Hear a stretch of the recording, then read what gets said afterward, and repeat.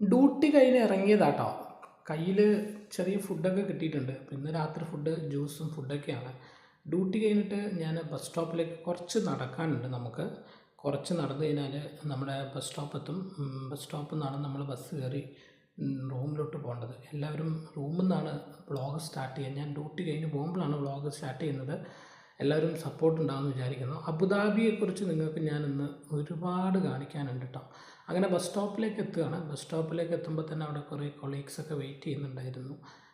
നമുക്ക് വെയിറ്റ് ചെയ്യേണ്ട bus number ഏതൊക്കെയാണെന്നുള്ളത് ഇവിടുത്തെ ബോർഡിൽ കാണും.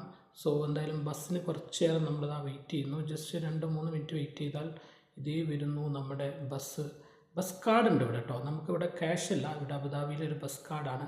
കാർഡിൽ നമ്മൾ കാർഡ് എന്ത് ചെയ്യണം, പഞ്ച് ചെയ്യണം ബസ്സിന്. ഓക്കെ, ബസ്സിന് കാർഡ് പഞ്ച് ചെയ്യണം. അപ്പോൾ ആദ്യം പുറകിലെ ഡോറിൽ തന്നെ പോയി കയറാമെന്ന് വിചാരിച്ചു. കുറേ അമർത്തി നോക്കിയപ്പോൾ ആ ഡോർ എന്തോ തുറക്കുന്നില്ല.